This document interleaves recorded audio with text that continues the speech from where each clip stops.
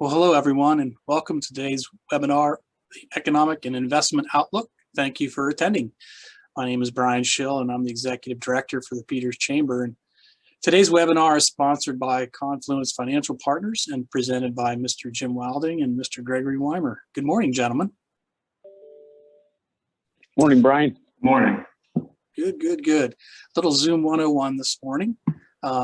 This webinar is being recorded, so it will be available on our YouTube channel and will be shared on our social media as well. So if you missed parts of it or you know someone else that would like to take a peek, you can certainly send them that way.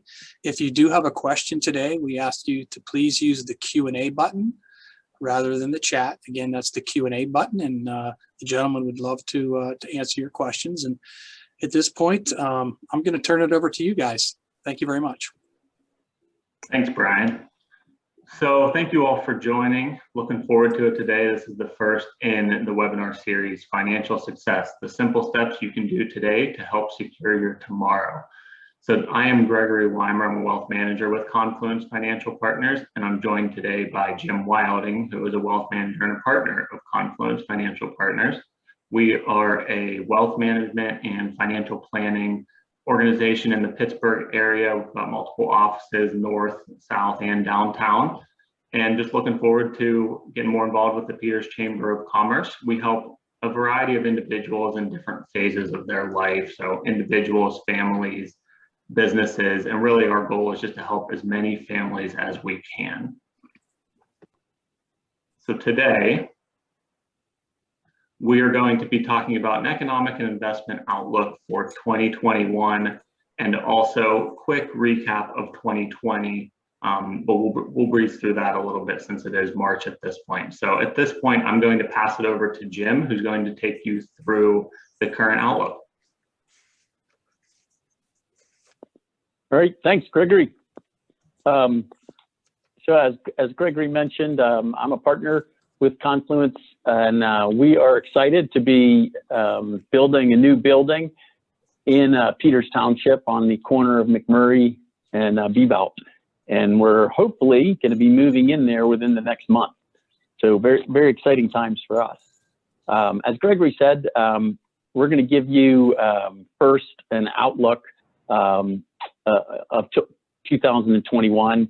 And it's certainly not meant to be a crystal ball, here's what's going to happen, but we're just going to talk about some of the things that could affect markets in 2021. And maybe the very first thing is we're going to give you a kind of a recap of 2020. And I think that would be the next slide. So we'll give you the recap. Whoops. There we go. We're going to give you the recap. We're going to talk a little bit about the worldwide economy. And like I said, some of the things that we think might be going on that could affect the financial markets. And we're going to talk a little bit about stocks or equities versus bonds and talk a little bit about the valuation of each of those. So without further ado, I'm going to give you a quick overview of what went on in 2020. And as Gregory said, we're already almost to the end of the first quarter of 2021, so we don't want to spend too much time on it. But of course, 2020 was probably one of those years that we would like to forget a good part of, and I doubt we ever will.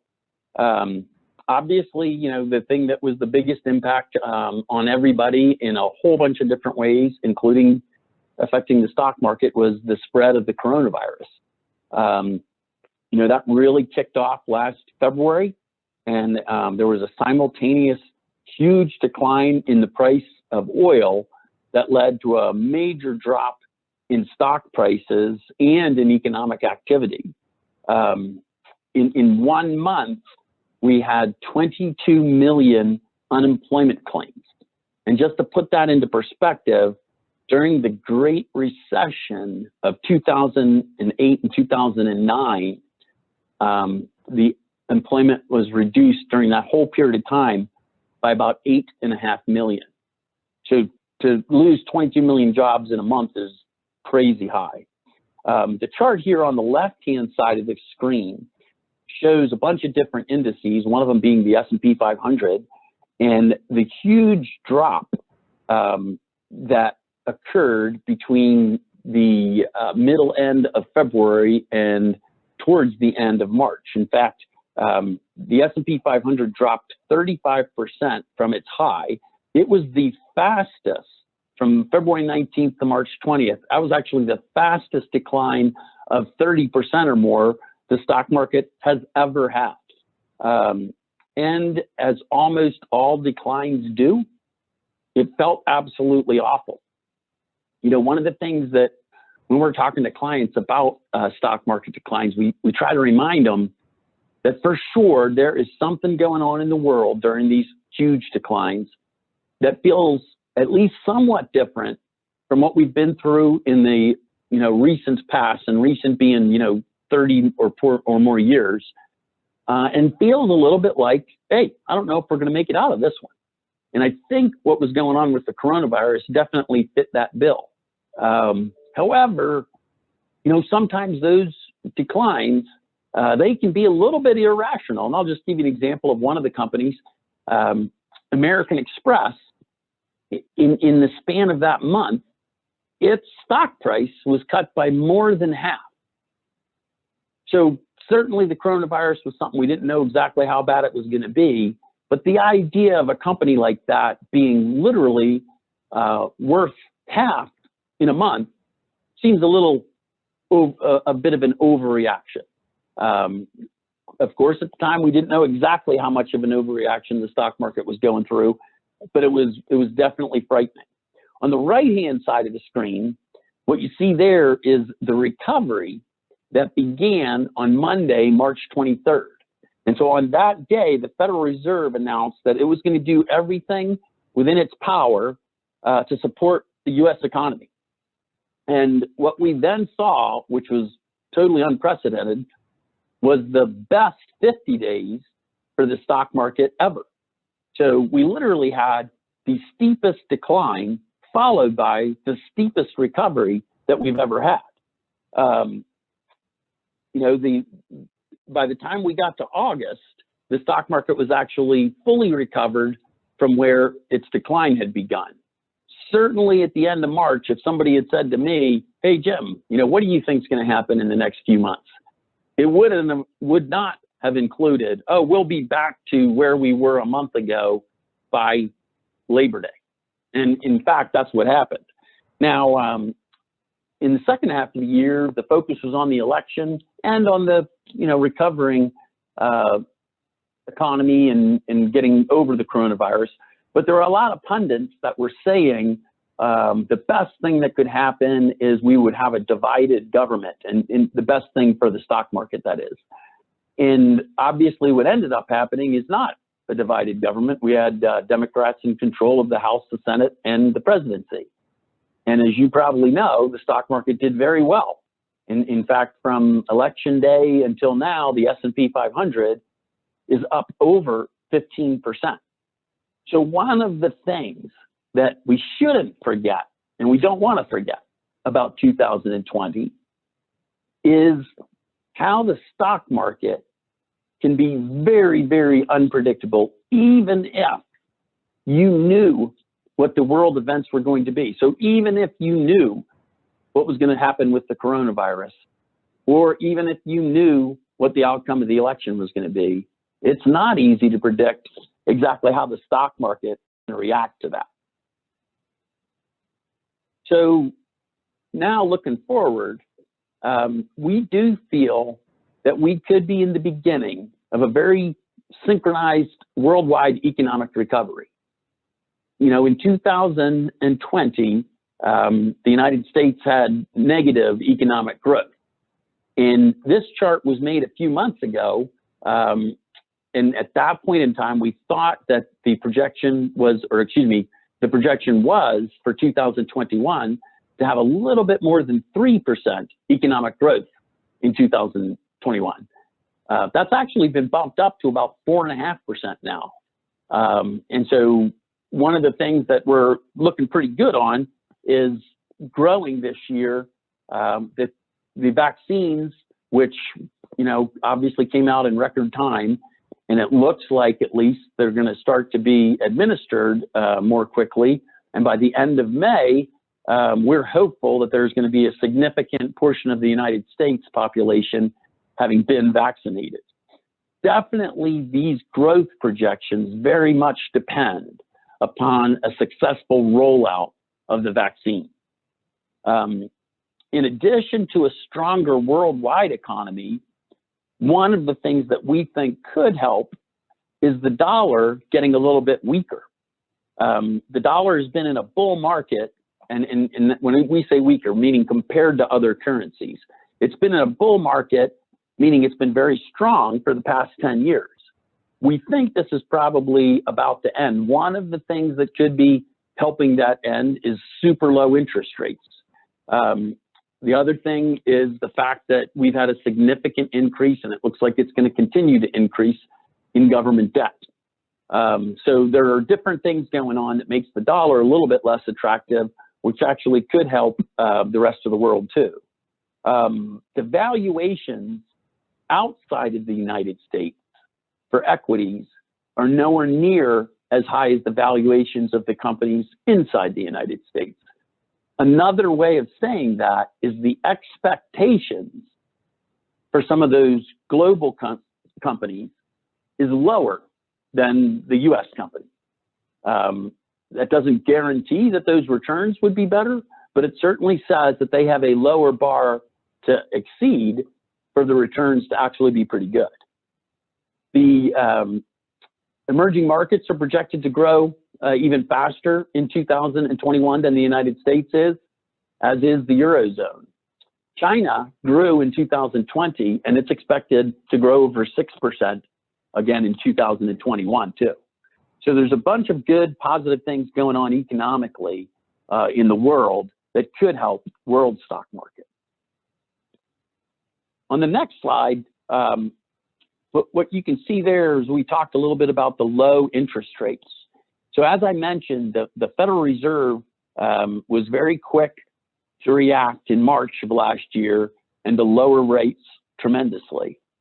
So one of the things that sometimes is a little bit confusing is exactly what the Federal Reserve controls.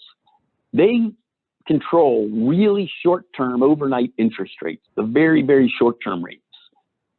The market rates are really kind of like stock prices. They go up and down based on people's demand to buy or sell bonds.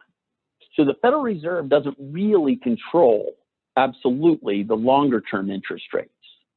Currently, the Federal Reserve is doing some things that do impact those longer-term interest rates, such as buying or selling bonds based on where those rates are. But it doesn't have outright control of those longer-term rates. One of the things that really low interest rates helped tremendously last year are the growth stocks, those companies who are growing their earnings relatively quickly. And so if you say, like, how's that? How's the low interest rates help? So one of the things that the market does is it looks to the future. And so if we're looking at a company and they're projected to grow their earnings quite significantly over the next 5 or 10 years, we discount all those earnings back to today to come up with a valuation for that company. So we're not only looking at what the earnings are today, but what those future earnings are going to be. When we discount back to today, we're using some interest rate to discount those earnings to today's value. If the interest rate we're using to discount the earnings is very low, we're going to come up with a bigger number today. So a growth stock is going to have a higher stock price today, all other things being equal, if the interest rates are really low. It's the exact same math that lets you buy a much more expensive house with the same monthly payment when mortgage rates are significantly lower. So one of the things that helped tremendously last year for growth stocks was having really low interest rates. Just to kind of put it in perspective, at Christmas time, the 10-year Treasury yield was about 1%. Over the past 60 years, The average 10-year Treasury yield was about 6%. So you needed 6 times as much money invested in a Treasury bond to get paid the same amount of interest. Now, those rates have begun to move. You might have seen that some, and that's been some talk about what could be hurting growth stocks a little bit. Those rates are now about 1.5%, which doesn't seem like that big of a deal, but percentage-wise, that's a pretty big move. And in fact, instead of requiring 6 times as much money, now it requires 4 times as much money to get that same interest amount. What we're probably going to see is over the course of time, rates continue to move up a little bit. We don't think they're going to go up tremendously, but we do think that there's some decent possibility that rates continue to increase a bit. So on the next slide, one of the things that we can see here is the companies with really strong digital business models have done very, very well. And in the last year plus, they've really leaped ahead of their competition. And the coronavirus outbreak actually helped a lot of them. One of the senior analysts at an investment firm we use in our portfolio said that the growth rates at companies with a digital advantage have been phenomenal during the downturn. And in my view, we're not going back. When the pandemic is over, we may see slower growth rates, but I don't think a lot of people will be canceling their Netflix subscriptions or returning their Peloton bikes. Now, as always, beauty is in the eye of the beholder. And there definitely are some cases where the market could be placing an unsustainably high premium on a company's digital model. And in some cases, this wouldn't be too different than what occurred roughly 20 years ago when we had, internet stocks booming like crazy. One example that we have up is Carvana versus CarMax. And so Carvana, you've probably heard of, right off the Bridgeville exit, you can see one of the Carvana stores, and it kind of looks like you're buying your car out of a vending machine, but they have more of a digital model. Their sales are about $5 billion a year. If you compare that to CarMax, CarMax is roughly 4 times bigger. They're about $20 billion a year. Carvana, as of yet, has not had a profitable year. CarMax, their profit is over $1 billion a year. In 2020, Carvana's stock was up 237%. CarMax's was up about 15%. The market puts a higher valuation on Carvana than it does over the profitable CarMax. We jump to this next slide, you see kind of an interesting mix here. So on the left, the kind of the dark, I think that's green, or that one that Gregory has the cursor on. So that is a group of technology type companies that have a digital footprint: Shopify, Spotify, Tesla, Square, and Zoom. They add up to a market valuation of a little over $1 trillion. On the right-hand side of the screen, more familiar names for us people that have been around a while: JP Morgan, Intel, Raytheon, Wells Fargo, a lot of those companies, and they add up to, again, a market valuation of almost the exact same, a little bit over $1 trillion. If you look, so the market is saying each of those groups of companies are worth the same. If you look at the revenue produced by each of those groups of companies, it's 70 billion versus 440 billion. So a difference of over 6 times. And then the profit is even a greater difference. 20 times difference in the profit, 3.8 billion versus 78 billion. So one of the things built into those growth companies is really, really high expectations for the future. Whether or not that comes true, we don't know. But sometimes the stock market can get, extremely exuberant over the growth stocks. Now, not all companies and all experiences can be digitized. This is a graph that shows that in China, air travel has returned or extremely close to return to its pre-pandemic peak. The United States probably is going to get there too. After 9/11, there were a lot of people that said flights are never going to get back to what it was before 9/11, and that turned out to be false. We think that there's a lot of pent-up demand for travel, for cruises, for things like that in our country that will be helped tremendously by the vaccines. And like we said earlier, getting those rolled out. Not everything can be done on a computer. And we think there's a lot of companies whose stock prices are going to benefit as the economy continues to come back. In summary, we took a quick look at 2020. That's definitely a year that maybe some of the experiences we don't want to remember, but some of the lessons I definitely think we should. It should definitely cement that feeling of, okay, I'm not going to try to time the stock market. We think there's going to be a synchronized worldwide recovery that's beginning this year and could play out for multiple years. We definitely think the rollout of the vaccines will play a huge part in that. We feel very confident that they will get rolled out. Exactly when, we don't know. But we feel in a few years, when we look back, we'll see it was the beginning of a good economic time.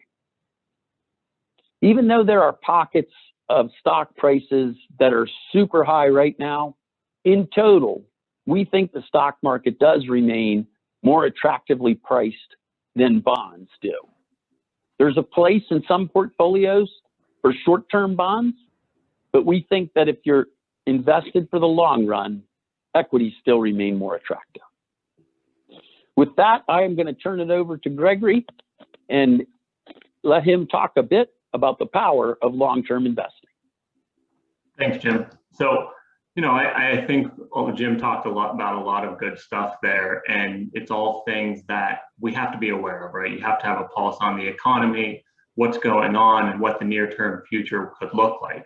But at the end of the day, and I know Jim feels the same, if you're really investing to meet long-term goals, holding for the long term is going to be more beneficial. And there's real power that I'm going to show you some demonstrations of between investing long term and trying to avoid all that noise. Because at the end of the day, when we expand our time horizons, a lot of those short-term things that may seem really important at the time really are just noise.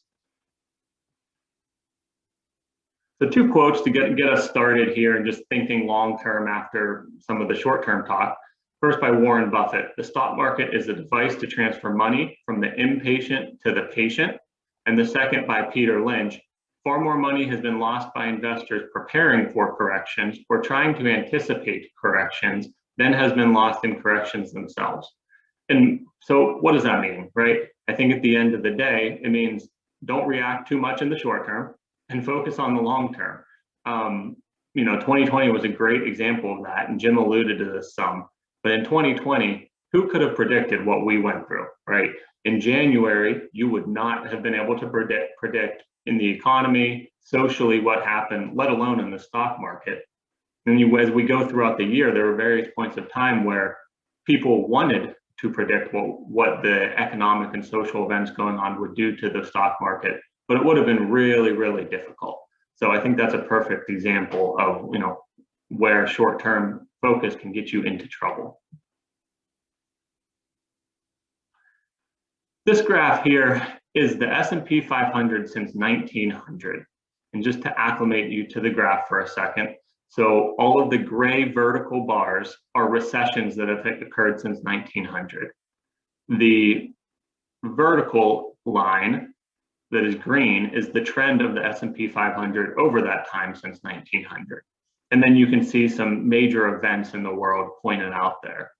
So what the point of this graph is showing is during each of those recessions and during some of those events that are noted there was a lot of cause for concern, and they were emotional, and people thought, is the stock market going to go down? Will it ever come back? Should I get out of my investments? And what you can see is that over time, the trend has gone up. And, do we know if that's always going to be the case? No, you can see there's some times where it went up more than others. But when we expand our time horizons, it's a lot easier to look at and think about what your decisions should be as you go to invest and make decisions for your own life. But like I said, the downturns are emotional. They are. I mean, if we think about 2020 again, when we had the crash in 2020 where it went down very quickly, not only were we concerned about our money and people's retirement savings, but also people were dealing with the health side of it, and an event that most people had never experienced in their life. And so it's completely normal that people do get emotional and worried about what is going on during these major events. So a few different scenarios here that I wanted to point out. This looks back at the 08-09 recession and runs until January of 2020 and says, what would have happened if you chose a couple of different scenarios? So the first, if your value back in January of 09 was a little over 50,000, what if you said at the bottom of the market, I just can't do this anymore. I'm going to get out of the stock market and I'm going to go to cash. Well, you can see this green line basically horizontal, and I don't think this is much of a surprise to anyone. You're at around $57,000. So not much change with where interest rates are. You're just not going to earn much in cash. The dark blue line in the middle, this scenario is, what if you got out of the market at the bottom and waited 1 year and then reinvested everything?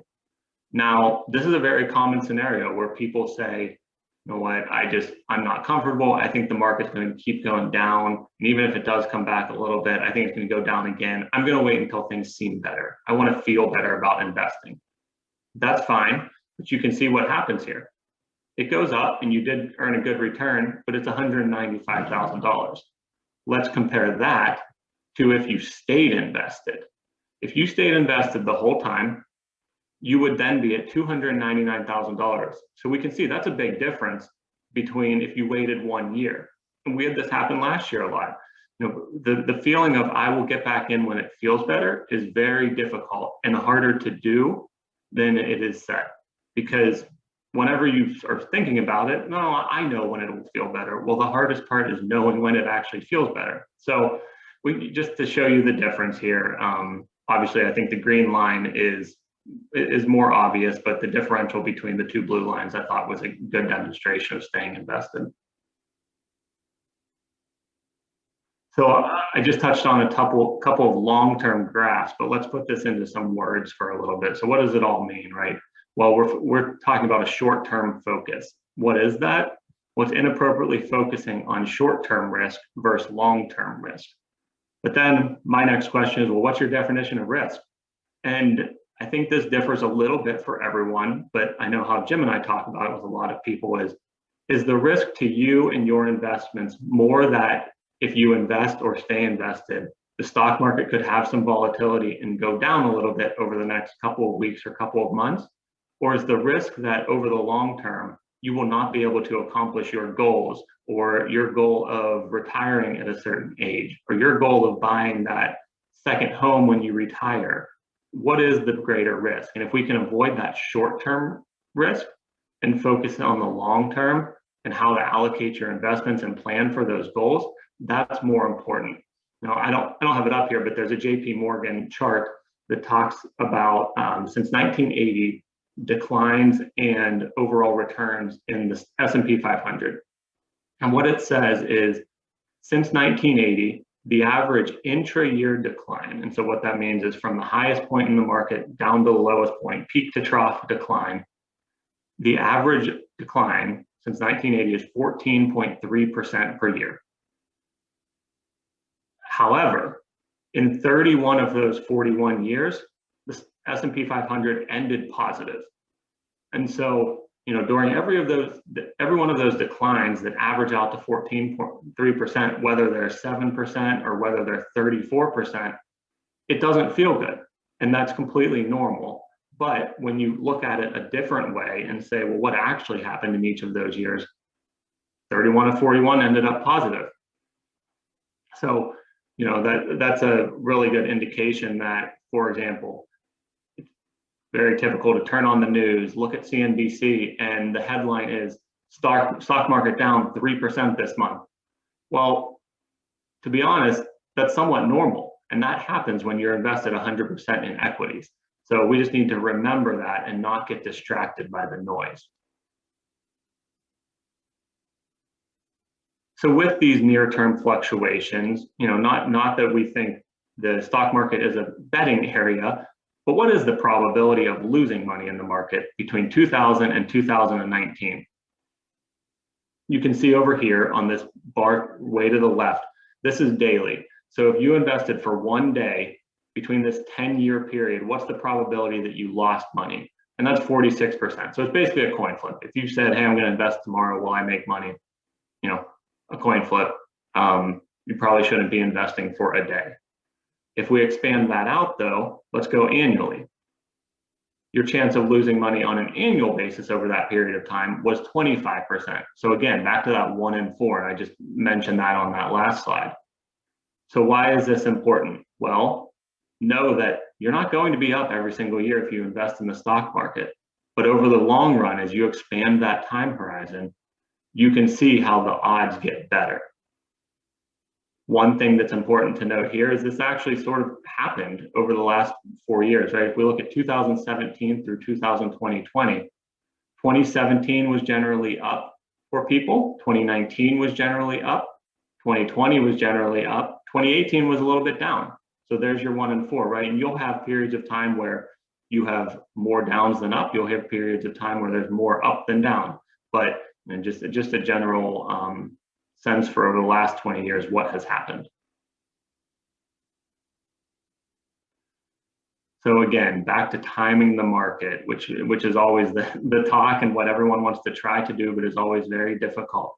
So this shows the value of a hypothetical $1,000 investment in the S&P 500, excluding dividends, from January 2010 to December 31st, 2019. So that same 10-year period that we've been talking about.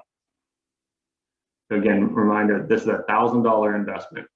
If you would have invested the entire time, your investment would have been worth $2,897 at the end. Now, what if you happen to miss the 10 best days? And I know that 10 days sounds like a lot, but we're talking about a long period of time of 10 years.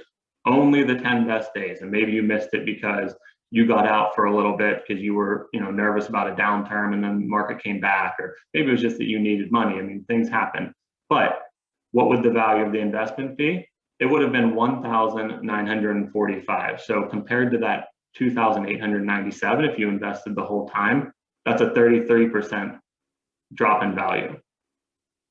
And you can see the differences here. If you miss 20 best days, 30 best days, the one that's interesting is you could have invested for that entire time, but missed only the 40 best days, and you actually lost money by the end.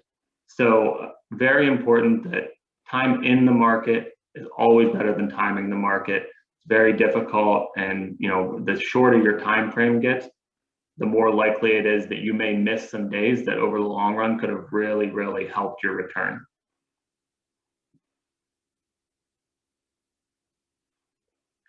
So this chart's interesting. It's shifting gears a little bit from time frames, but looking at what you're focusing on. And that yesterday's losers can become tomorrow's winners, and vice versa.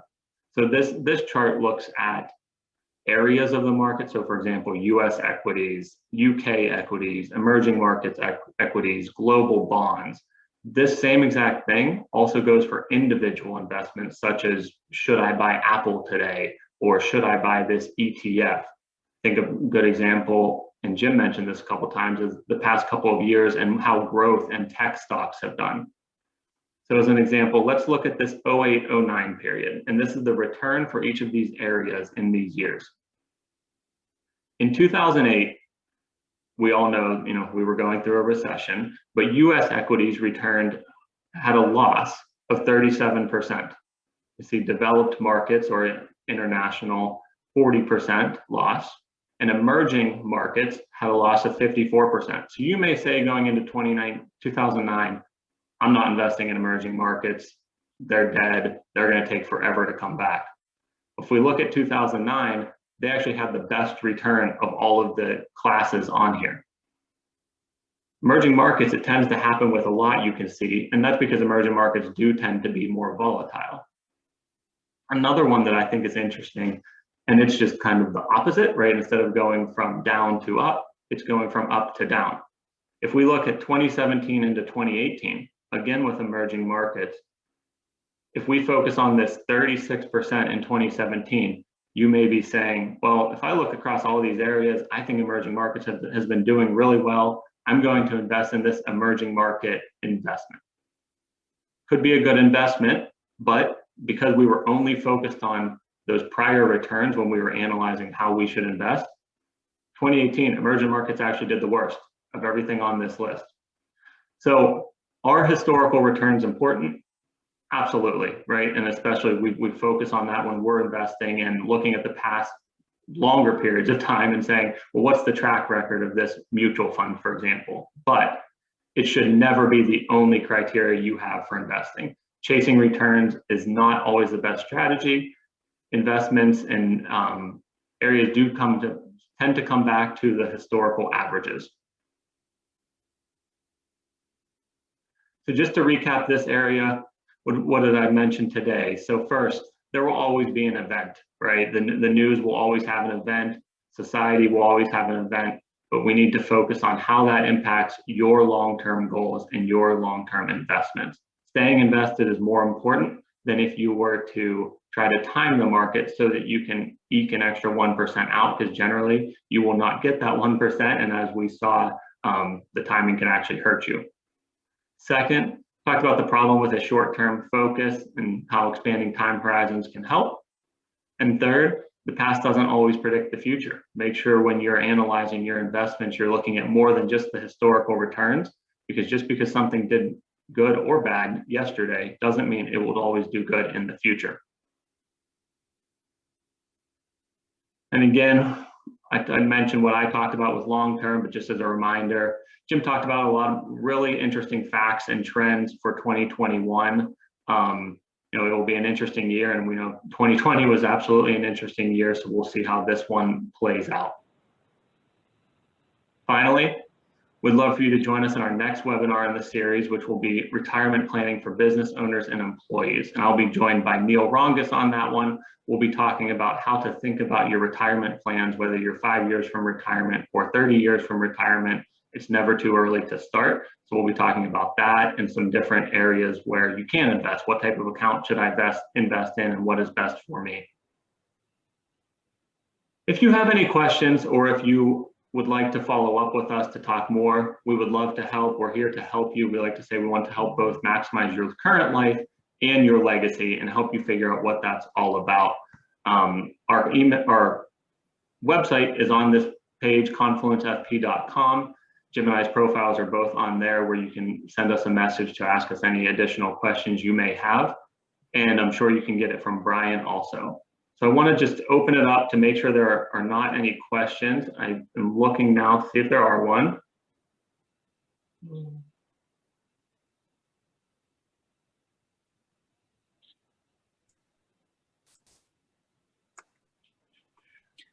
Brian, I'm trying to get this up. Do we have, or Jim, do we have any questions? This is, yep.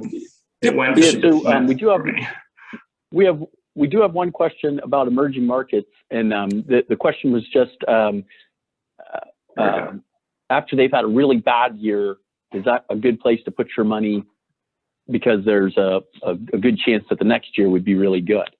And I would say that in rebalancing your portfolio, it might not be a bad idea after a really bad year to increase the weighting in emerging markets, or for that matter, any equity asset class that is done particularly poorly. But I wouldn't do it based on expecting outsized returns the next year.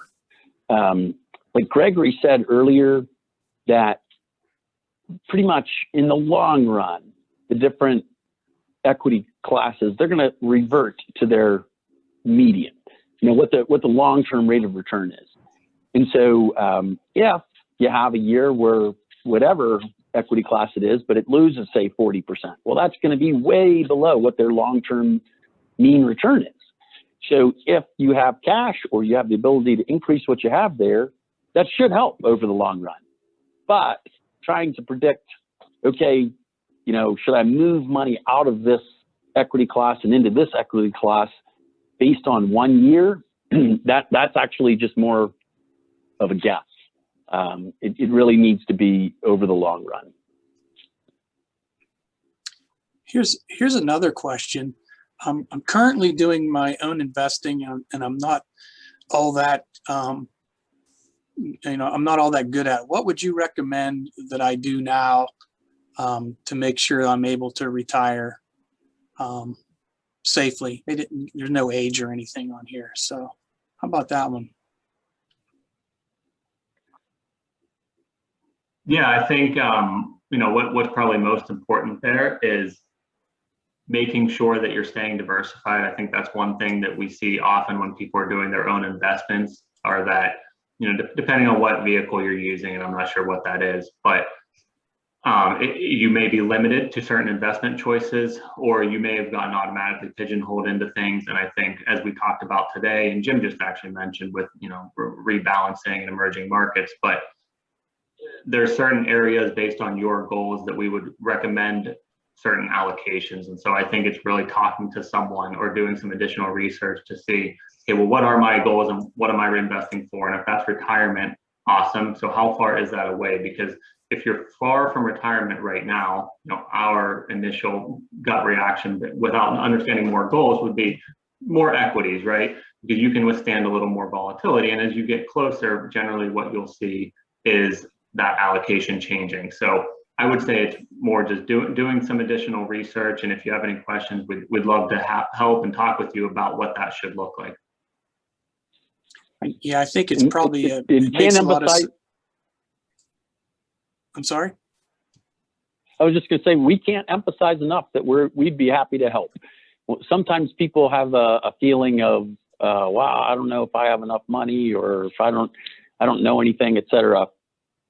We are a part of the community, and we really enjoy helping people in the community. So we wouldn't mind at all anybody who wants just a second opinion or anything like that. We're glad to do that.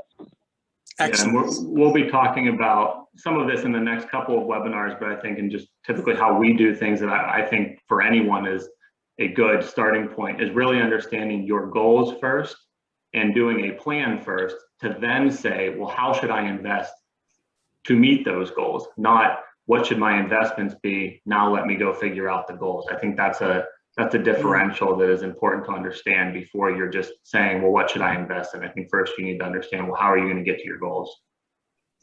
You just answered the second part of that question, so that's great. Good. I just have a couple comments. First regarding Jim, your presentation. I'm feeling pretty good myself. This economic recovery possibility. Looking forward to the vaccine, especially after the CDC's last announcement for easing the restrictions. That'll really help. It'll be interesting to look at the interest rates as well. And then, Gregory, I think the best thing that I really liked out of the presentation was this, that I thought was maybe the best single graph, was that 2007 to 2010, where if you just stay invested versus exit and reinvest, I mean, there's 300K, 200K, and if you invested in cash, then it goes down to 57K. And I'm not sure that includes people like me who have their money under their mattress. So no, I'm just kidding, but you know what, there is something to be said for that, I guess. And I think that's especially at all levels. I mean, people have all levels of risk, comfort. People have all levels of expertise. But I think in the long run, from what I gathered, I think the most important thing is the planning and the long run.